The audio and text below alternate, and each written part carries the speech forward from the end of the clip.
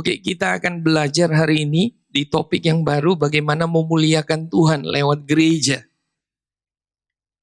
Nah, saya percaya sepanjang bulan ini saudara akan diajar oleh teman-teman yang akan sharing di depan dari berbagai aspek, ya.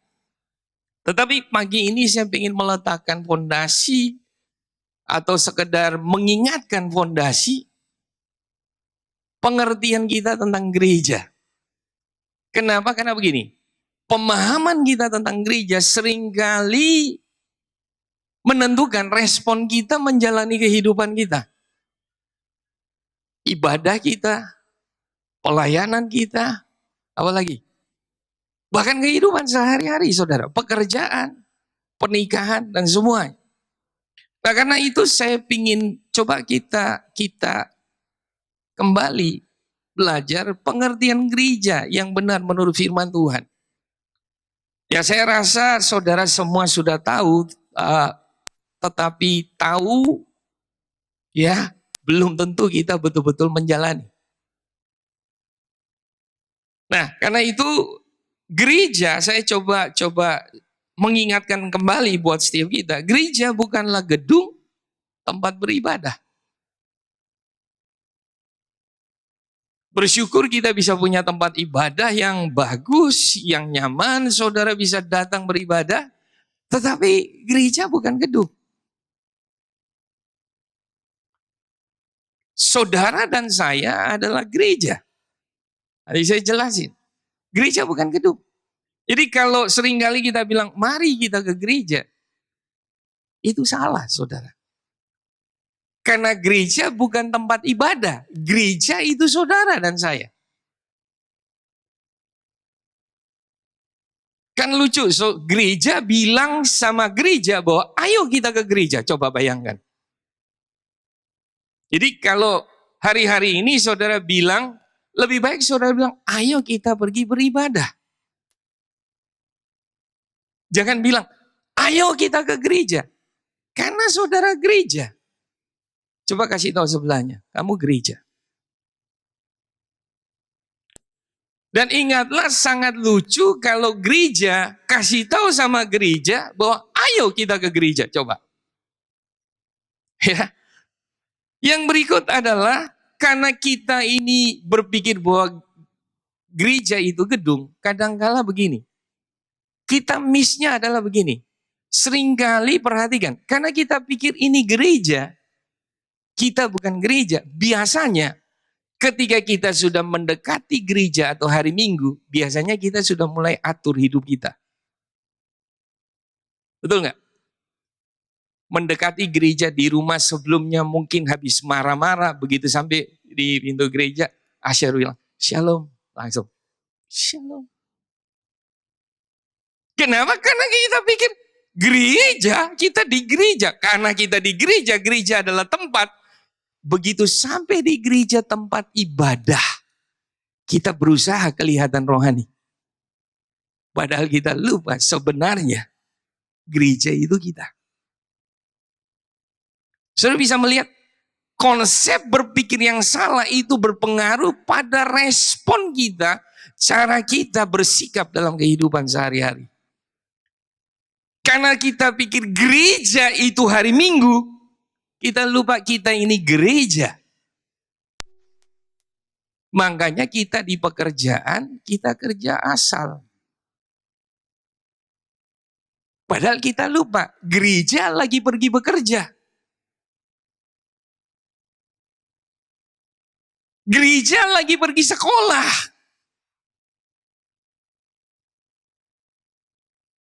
Apalagi kalau orang nggak lihat. Kita lupa kita ini gereja, tempat Tuhan hadir, Tuhan tinggal. Jadi kalau Tuhan tinggal di dalam kita, nggak ada yang lihat, Tuhan lihat. Amin. Yang kedua, gereja bukanlah organisasi keagamaan atau denominasi. Ya. Yang berikut, gereja bukanlah kumpulan orang-orang yang terlihat suci. Kita bukan sekedar terlihat suci, kita orang suci, orang kudus yang dibenarkan oleh darah Yesus, yang dikuduskan, disucikan oleh darah Yesus. Tetapi seringkali pemahaman kita bahwa kalau ke gereja itu ketemunya apa?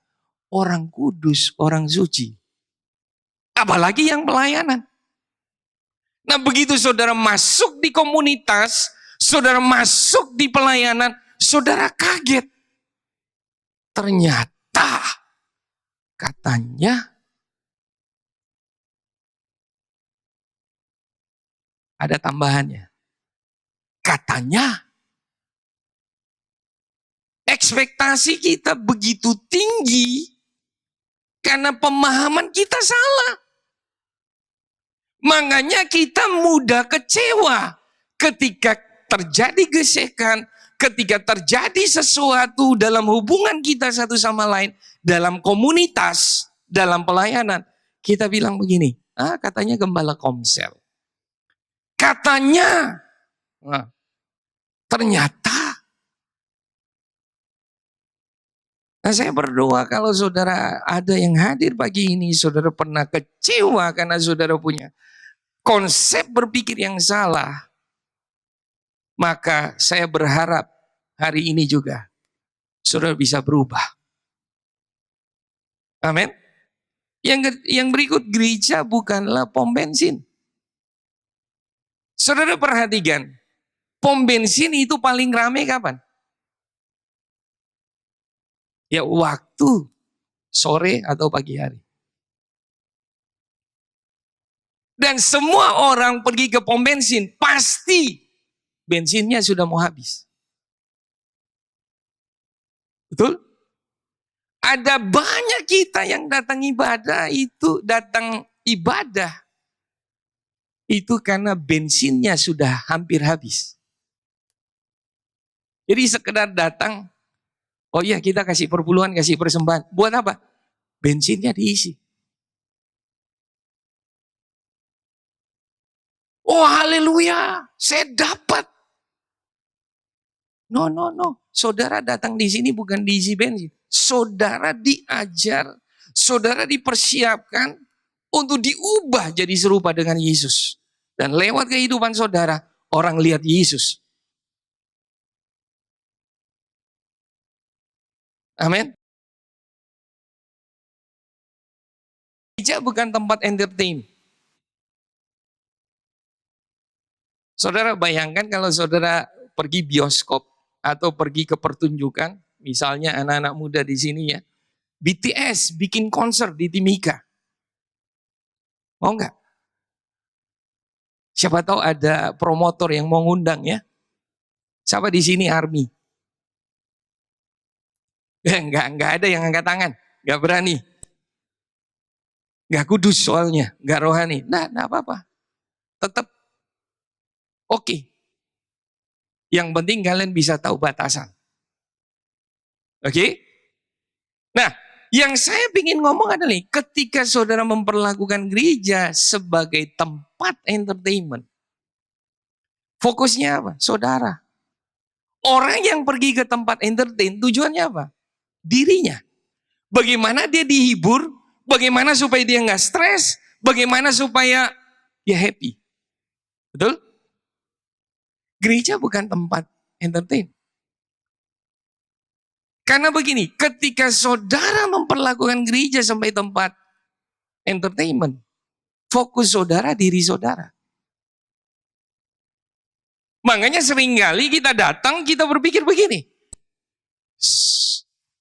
Hari ini musiknya nggak bagus. Kurang angkat. Emangnya siapa yang angkat saudara?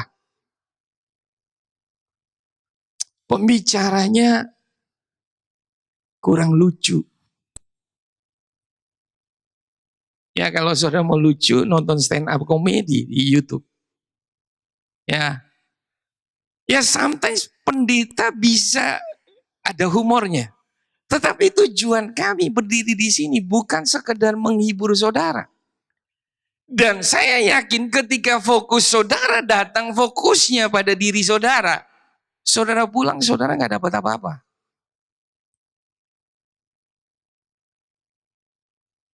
Fokus dari ibadah kita adalah cuma satu, Tuhan. Percayalah kalau fokus saudara hanya Dia, bukan lihat, hari ini dia pakai baju apa? Minggu lalu dia pakai baju ini.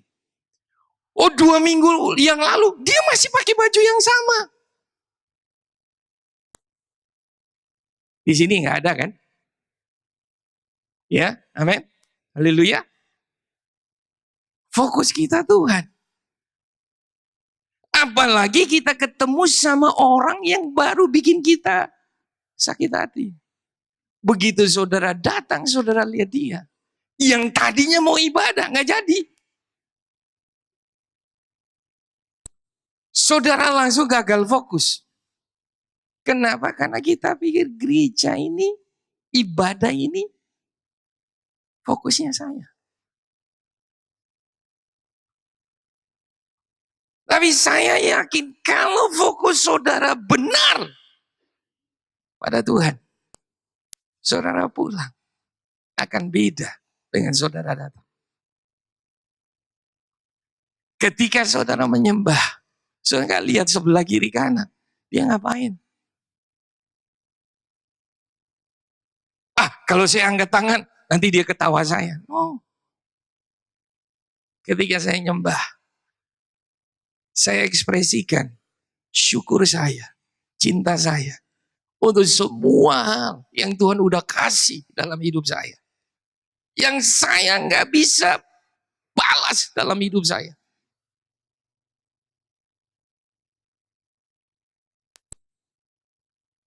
Apalagi ada yang ibadah sambil dengar khotbah sambil buka Instagram, Facebook, dan sebagainya. Saudara, kalau saudara lakukan ini berubah. Dalam anugerah Tuhan saya bisa bilang bertobat dan berubah. Kalau enggak ada gunanya saudara datang gereja. Tinggal aja di rumah. Maaf, saya harus ngomong cukup. Karena begini, kita nggak akan kemana-mana kalau respon kita salah. Ada yang kadang-kadang dengar khotbah sambil gini. Di sini nggak ada. Amin. Mungkin di rumah kurang tidur, ke sini ada AC, dia tidurnya enak. Ya. Jadi percayalah kalau fokus kita benar. Saudara pulang, saudara terima kekuatan, terima jawaban. Bahkan saudara bisa dengar Tuhan ngomong sesuatu. Teman saudara sama-sama dengar karena dia nggak fokus. Dia nggak dapat apa-apa.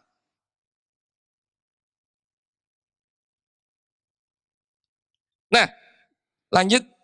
Sekarang kita belajar arti gereja itu apa sebenarnya. Gereja dalam Matius 16 ayat 18 itu dari kata eklesia, bahasa Yunaninya. Yang artinya dipanggil keluar.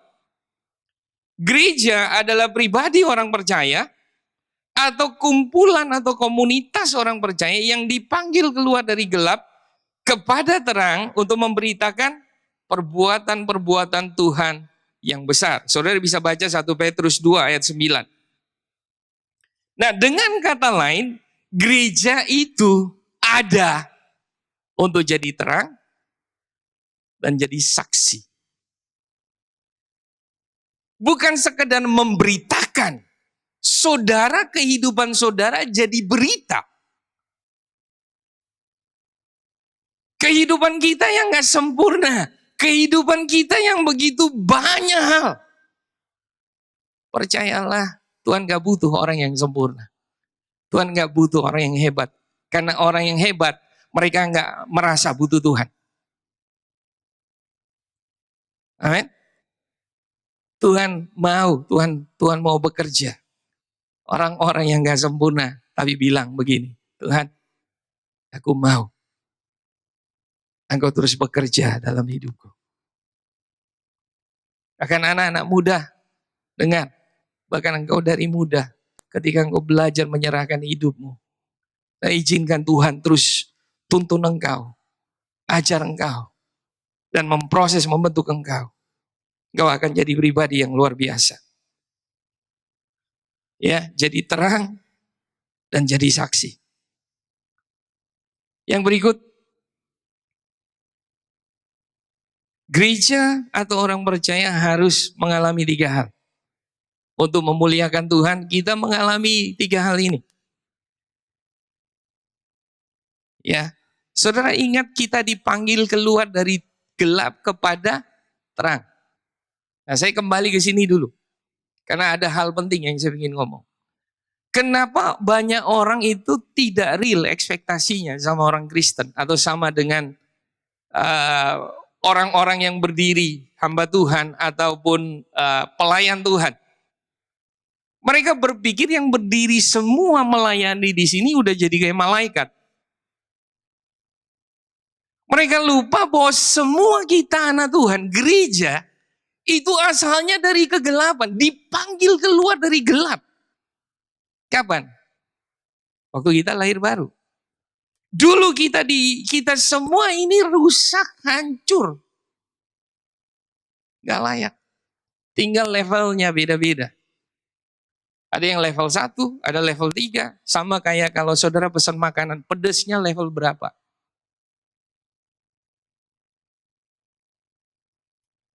Begitu kita lahir baru. Saudara pikir begitu lahir baru terima Yesus, langsung sempurna. No.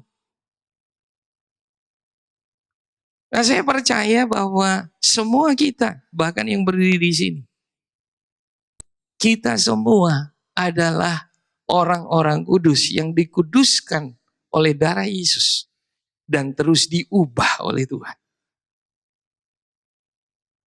Amin. Yang ngomong kadang-kadang bisa kepleset.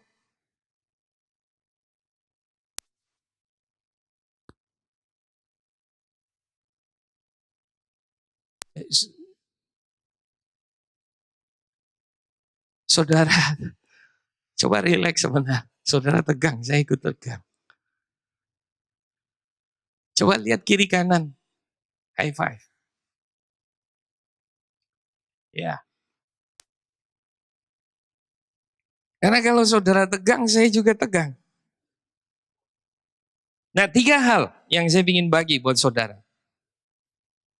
Gereja sebagai orang percaya harus mengalami yang pertama namanya mengalami dan mengenal Tuhan. Sejak saudara lahir baru terima Yesus, pastikanlah dalam semua apapun yang saudara lakukan, saudara mengalami Tuhan, saudara kenal Dia. Bukan cuman di hari Minggu, bukan cuman waktu saudara berdoa, saudara baca Alkitab, bukan. Tuhan rindu untuk memperkenalkan dirinya secara pribadi. Dalam pekerjaanmu, dalam urusan rumah tanggamu, dalam pergaulanmu, dalam kegagalanmu, dalam masa-masa kekecewaanmu, dalam semua aspek hidupmu.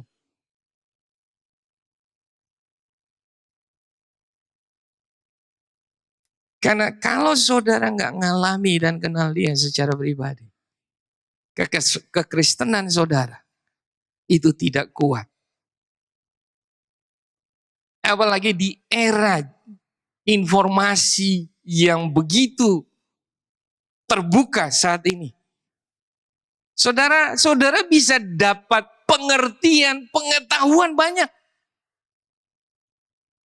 Tentang apa saja. Yang benar sampai nggak benar. Tapi satu hal, saudara nggak akan dapat pengalaman di sana. Dari khotbah, saudara bisa dapat pewahyuan dari khotbah. Please, tapi untuk mengalami itu secara pribadi. Dan tahukah saudara pengetahuan Kita bisa debat. Kadang-kadang saya dengar pendeta A ngomong ini, pendeta B ngomong ini, pendeta C ngomong ini. Tinggal kita bingung mana yang benar. Betul nggak? Kalau kita nggak punya dasar yang kuat, kita belajar firman dan kita ngalami. Seorang nggak punya cukup dasar yang kuat untuk bisa bilang, ini benar, ini salah. Terserah orang lain ngomong.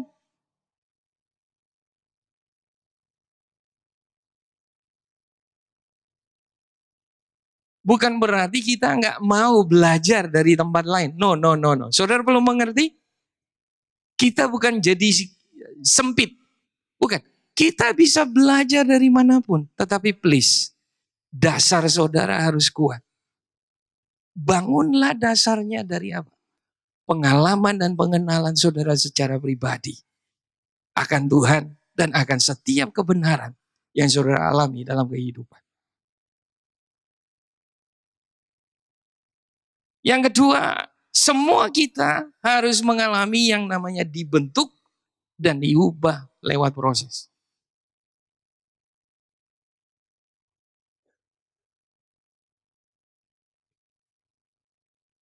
Ulat, dia harus melewati proses untuk jadi kepompong.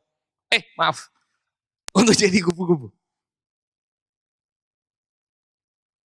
Nggak ada orang lihat ulat terus bilang ini, cantiknya. Ya kecuali mungkin ahli ya bidang itu yang suka.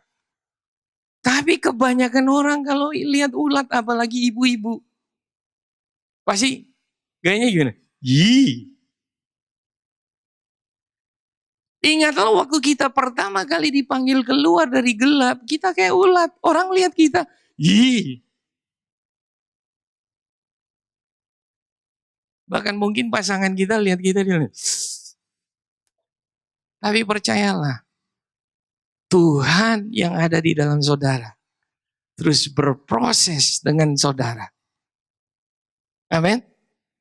Dia terus bentuk saudara, dia terus ubah saudara dari dalam.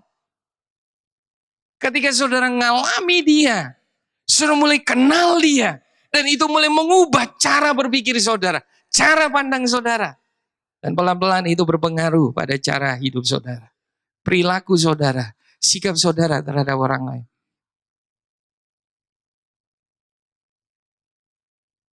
Setuju? Dan pelan-pelan saudara mulai kelihatan mau jadi kupu-kupunya. Tapi belum sempurna jadi kupu-kupu. Gak apa-apa, berproses. Jadi jangan pernah lari dari proses. Gereja harus melewati proses. Melewati masalah, melewati kesulitan. Melewati gesekan dan sebagainya.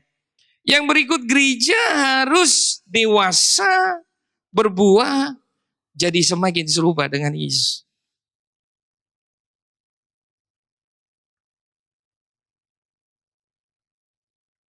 Tujuan kita bertumbuh bukan sukses. Bukan. Tujuan kita bertumbuh bukan bahagia. Karena definisi tiap-tiap orang bisa beda-beda. Alkitab cuma kasih sebuah standar buat kita. Buat tujuan hidup setiap orang Kristen. Tujuan saudara dan saya diciptakan cuma satu. Kita menjadi semakin serupa dengan dia. Untuk kita bisa menjadi display. Menjadi cermin. Dari kemuliaan Allah. Orang lihat hidup kita. Orang pelan-pelan melihat. Ada pengharapan. Ya, karena mereka lihat hidup kita. Yang dulunya mungkin berantakan, gagalan semuanya. Waktu mereka lihat kita dibentuk, kita diproses. Bahkan kadang-kadang mereka nggak tahu. 5 tahun kemudian ketemu kaget.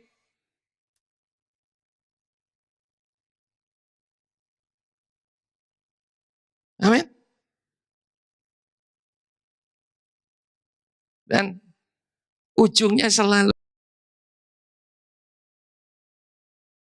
Nah, tahukah saudara gereja itu adalah tempat kediaman Tuhan? Karena itu tema pagi ini judul khotbah saya adalah tempat kediaman Tuhan. Kita baca Kisah 7:46 sampai 50. Daud telah mendapat kasih karunia di hadapan Allah dan ia memohon supaya ia diperkenankan untuk mendirikan suatu tempat kediaman bagi Allah Yakub. Tetapi Salomo lah yang mendirikan sebuah rumah untuk Allah. Dan kita tahu Salomo membangun gereja yang paling megah, paling mewah, paling mahal, apalagi? Paling.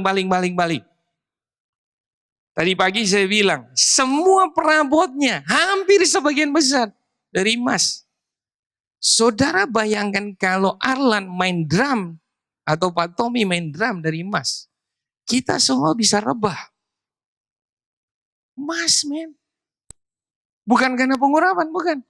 Karena emas. Kita lihat,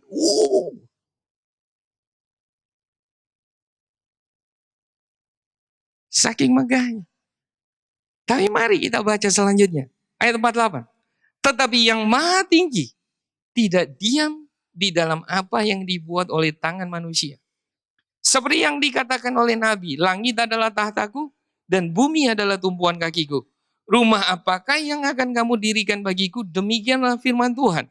Tempat apakah yang akan menjadi perhentianku? Bukankah tanganku sendiri yang membuat semuanya ini? Rumah seperti apa yang kamu bisa bangun buat aku? Salomo yang bangun bait Allah begitu megah. Tuhan bilang ini, sorry, saya nggak tertarik. Makanya saya ingin ngingatin kita semua. Bersyukur kita punya tempat yang nyaman. Tapi jangan saudara terlena. Tuhan tidak tinggal di gedung. Waktu saya ngerti ini, saya nggak berdoa lagi, Tuhan tinggal di gedung. Enggak. Tuhan tidak berkepentingan tinggal di gedung. Tuhan berkepentingan tinggal di dalam setiap kita.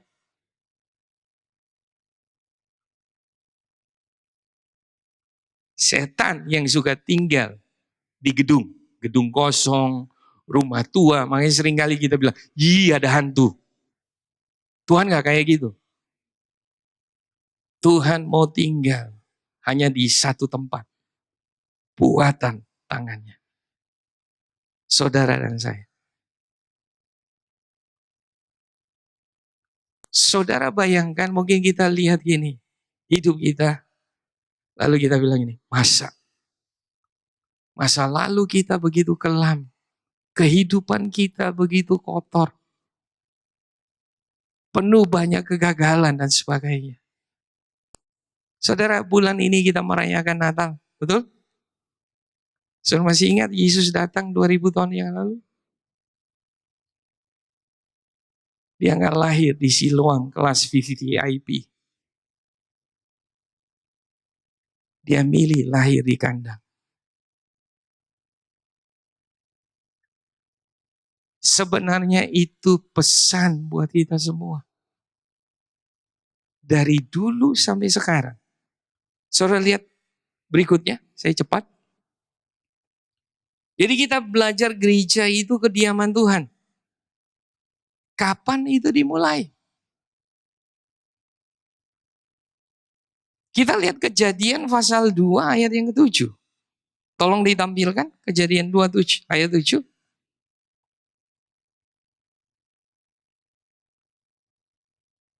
Ketika itulah Tuhan Allah membentuk manusia itu dari debu tanah dan mengembuskan nafas hidup ke dalam hidungnya. Demikianlah manusia itu menjadi makhluk yang hidup. Tahukah saudara nafasnya Tuhan? Itu roh Allah.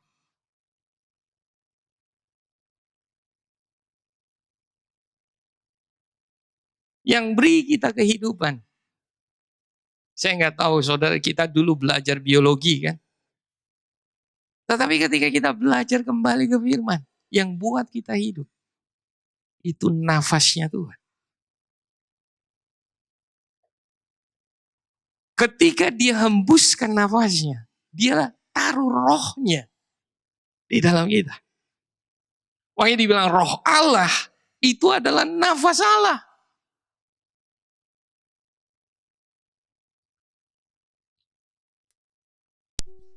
Dan yang menariknya, setelah Tuhan menghembuskan nafasnya, kita baca ayat 16. Ayat 16. Ayat 15 dulu, maaf. Ayat 15.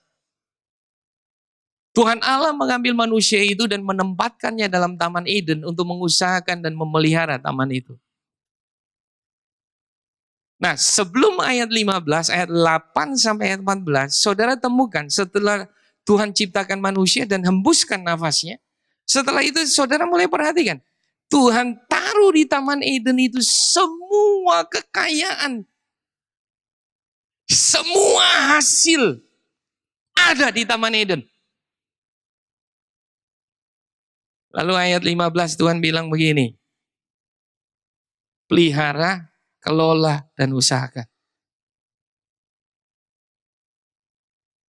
Apa yang hasilnya sekarang paling dicari? Nikel. Semua ada di sana.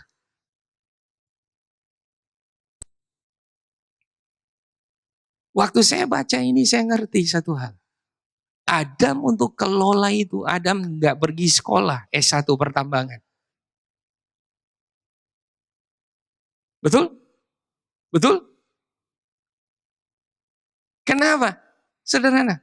Karena ketika roh Tuhan dihembuskan masuk dalam dia, dia terima roh hikmat dan pengertian.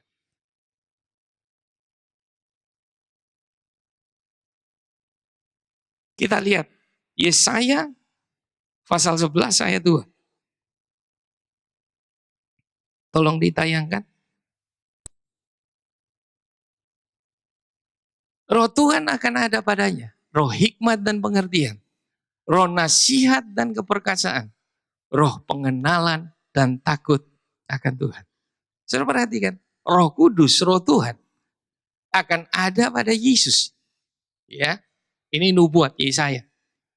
Lalu dibilang ini, roh Tuhan itu adalah roh hikmat dan pengertian. Jadi saya bisa mengerti kenapa ketika Adam dihembuskan nafas dan dia tidak perlu pergi sekolah. Kenapa? Karena ketika dia terima roh Tuhan, dia dapat roh hikmat dan pengertian.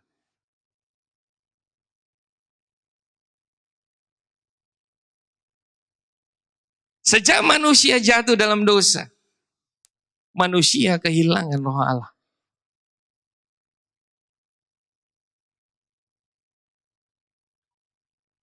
Pengetahuan harus kita cari. Apalagi ingat manusia jatuh dalam dosa gara-gara manusia tertarik akan pohon pengetahuan baik dan jahat. Tahukah saudara, ini yang saya mau ngomong. Ayat yang ke-16 sama 17.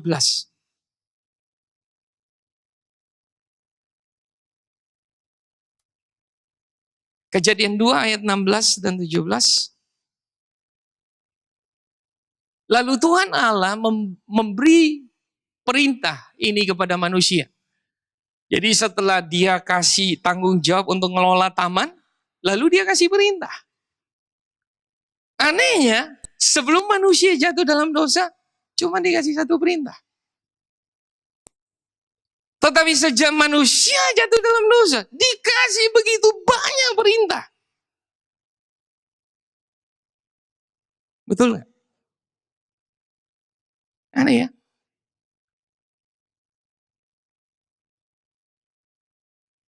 Semua pohon dalam taman ini boleh kau makan buahnya dengan bebas. Lanjut. Tetapi pohon pengetahuan tentang yang baik dan jahat itu janganlah kau makan buahnya. Sebab pada hari engkau memakannya, pastilah engkau mati. Saudara tahu, saya waktu baca ini beberapa waktu ini jadi perenungan saya. Pertanyaan saya cuma satu sama Tuhan. Kenapa Tuhan sebelum manusia jatuh dalam dosa, Cuma dikasih satu perintah.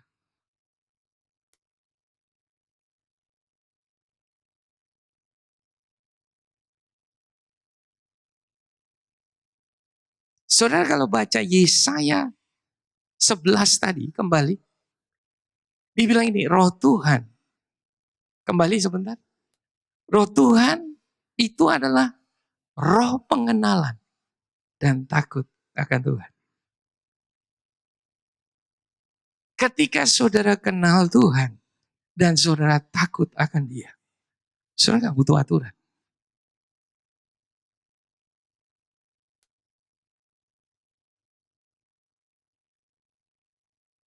Ketika saudara dan saya punya rasa hormat yang begitu besar, lahir karena kekaguman, kasih, cinta saudara sama Tuhan.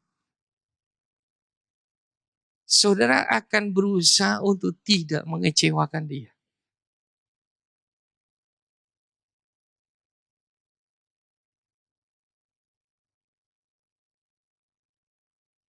Betul? Kenapa? Karena saat itu manusia dihembuskan roh Allah. Dan roh Allah adalah roh pengenalan dan takut akan Tuhan.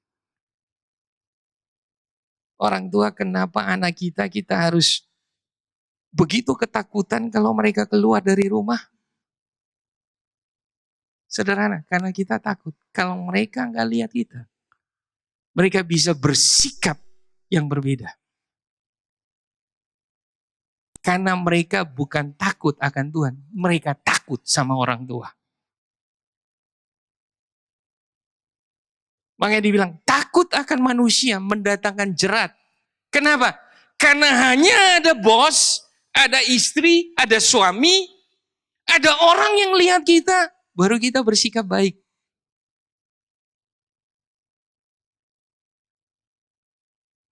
Tapi begitu nggak ada yang lihat kita. Kita bisa bersikap berbeda. Hal ini bisa berlaku buat siapa saja termasuk saya.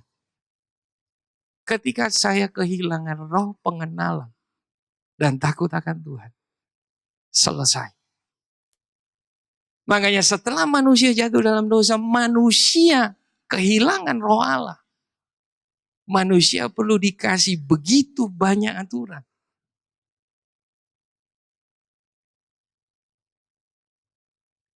Dan ketika aturan itu nggak diikutin, apa yang terjadi? Hukuman. Jadi manusia cuma berbuat baik karena takut dihukum. Dan maaf, generasi saya, kami bertobat. Maaf, kita ini bertobat karena takut masuk neraka. Kita diinjili dengan traktat dan bilang ini, hari ini kalau kamu mati, kamu yakin kamu masuk di mana? Saya masih ingat itu. Zaman dulu penginjilannya begitu gencar dan caranya demikian. Akibatnya kita masuk ikut Tuhan, kenapa? Takut. Tapi sesungguhnya kita nggak punya rasa kagum dan hormat sama Dia. Karena kita nggak ngalami kasihnya dan cintanya.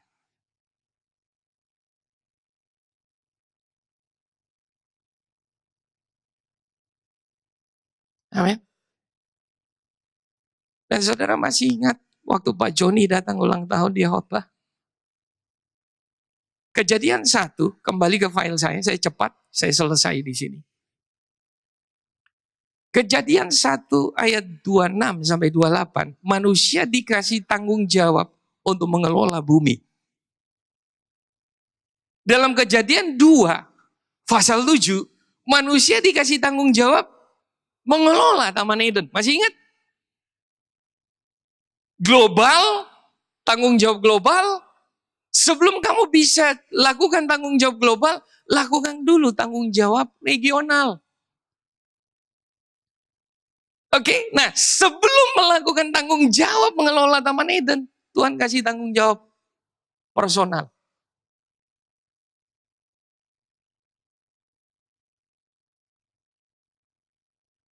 Semua pohon di sini boleh kamu makan, kecuali satu.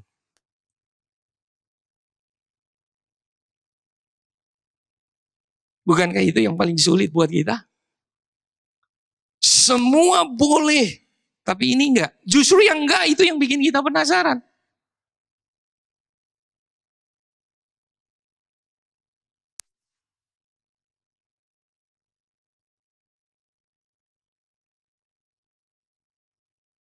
Kenapa cuma satu perintah?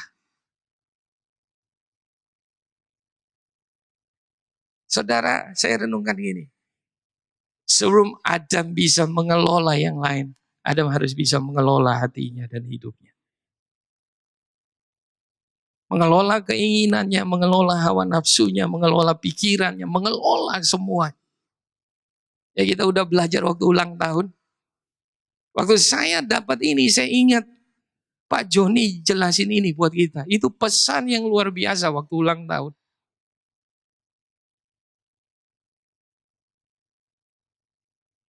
Amin. Tuhan rindu tinggal dalam saudara. Roh Kudus itu janji Bapa. Yang terakhir, saya undang kita semua bangkit berdiri. Saya undang pemain musik. Coba slide terakhir.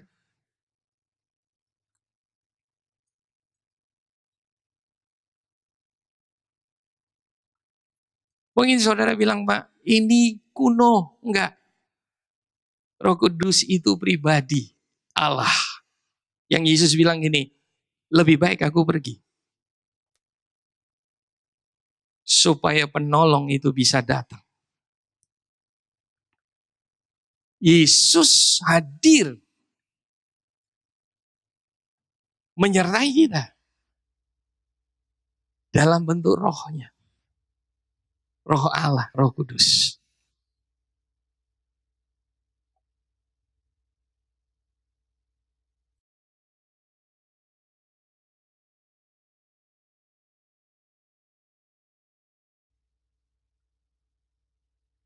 Bukan.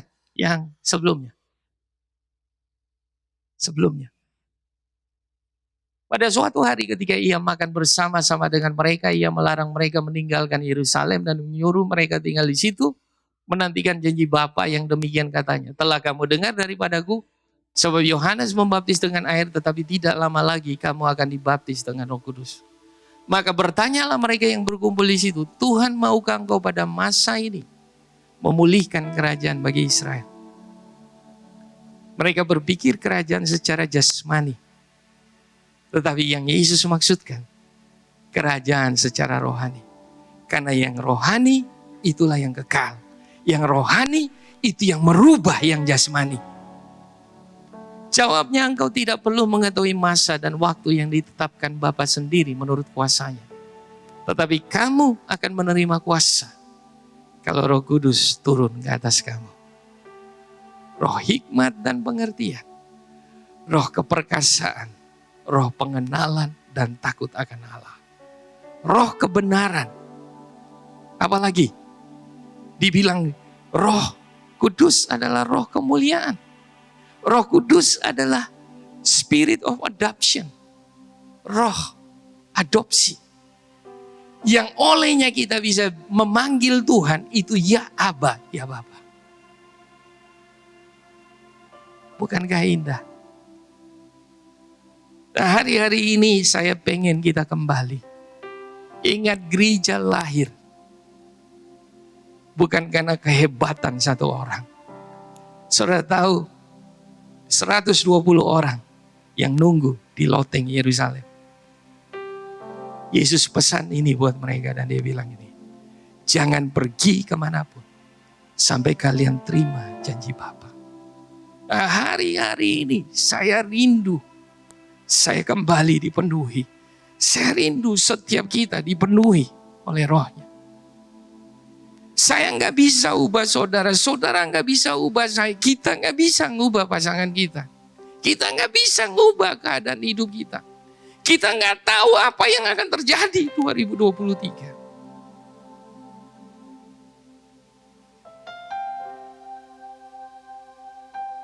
Kayak Yesus bilang gini.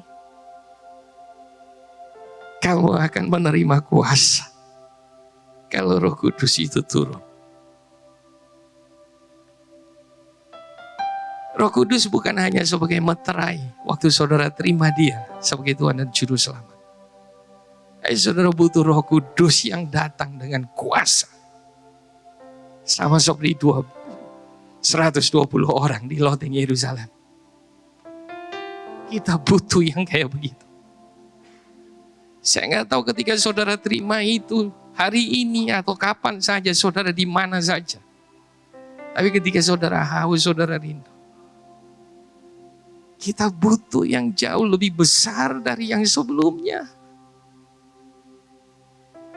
Bukan hanya sekedar supaya kita nangis, kita teriak, kita senang, kita ketawa. Bukan. Kita butuh sesuatu yang bisa rubah kita secara radikal dari dalam.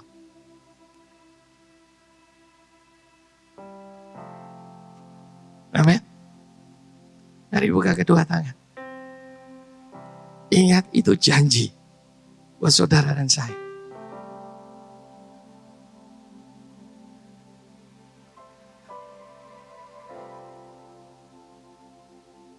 Saudara tutup mata, saudara ngomong sama Tuhan, sama Bapa.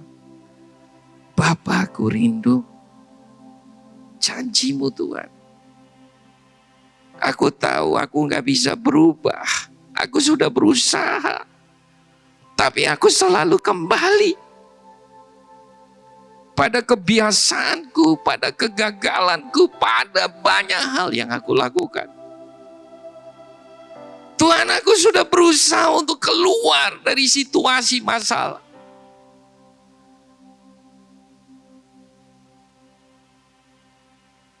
Tapi aku tahu hari ini, aku butuh kuasa dari tempat yang maha tinggi.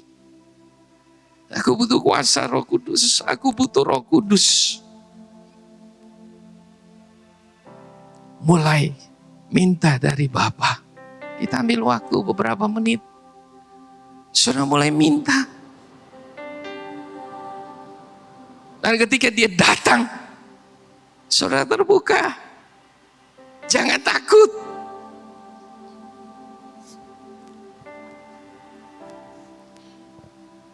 Tuhan Yesus, kami datang. Kami hanya mau klaim janji Bapa buat kami. Dan Engkau berkata, jikalau Bapamu yang di bumi tahu memberi yang baik. Bahkan ketika kami minta roti, Engkau tidak memberi kami ular.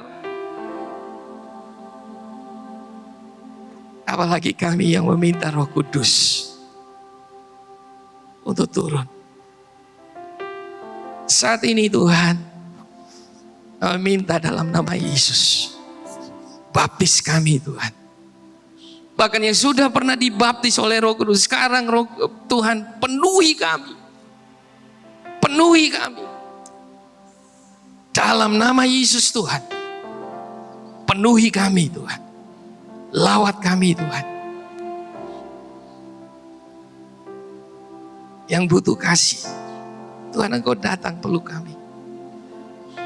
Roh Kudus adalah roh kasih karunia. Kasih Tuhan.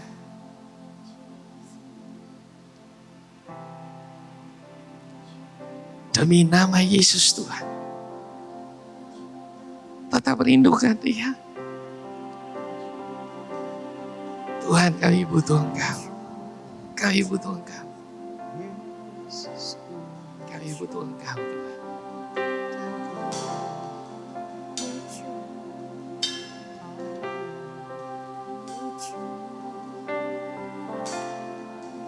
Teman-teman bisa dengan lembut nyembah Tuhan. Gak usah dipaksa. Roh Kudus bekerja. Saudara terima saja. Terima saja. Roh Kudus gak perlu diperintah oleh siapapun. Kita hanya minta.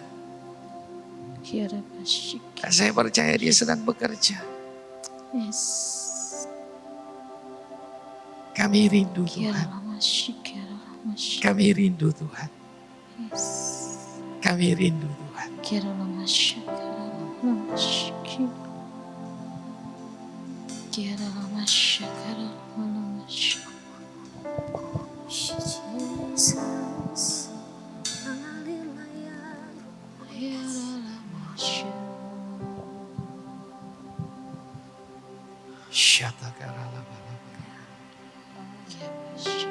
Saudara yang sudah pernah dibaptis Roh Kudus dan saudara bisa berbahasa roh, boleh saudara berbahasa roh. Sebab roh itu, ketika kita berdoa dalam bahasa roh, kita membangun roh kita. Saudara dengan lembut, saudara berdoa dalam bahasa roh.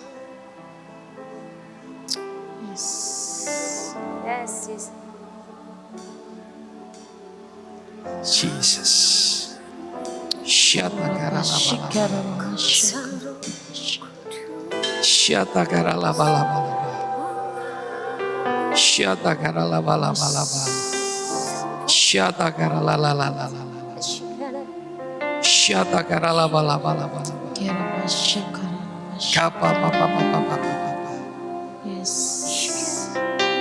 Mengalirlah kuasa Roh Kudus, mengalirlah di tempat ini, mengalirlah oh Roh Kudus,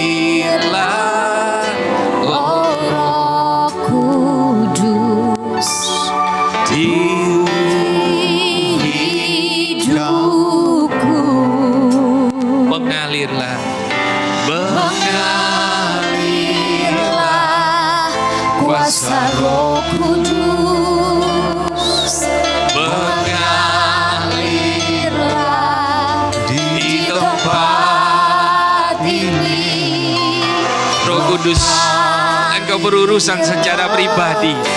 Oh Roh Kudus di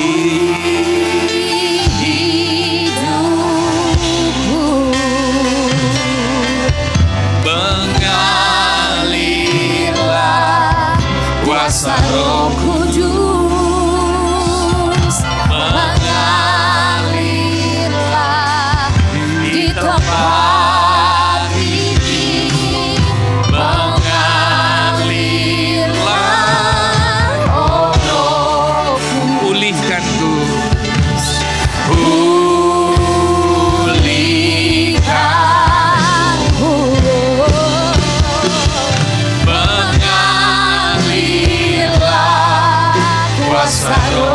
sama-sama kita nyanyi, kita minta Dia. Mengalirlah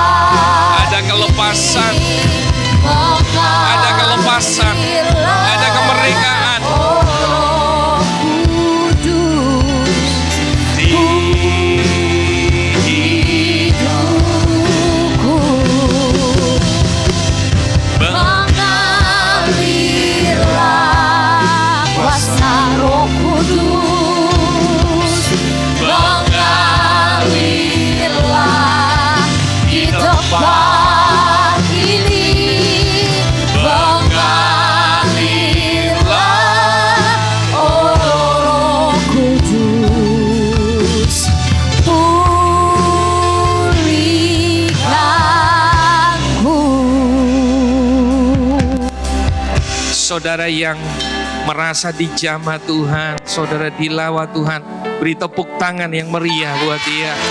Haleluya. Terima kasih Tuhan.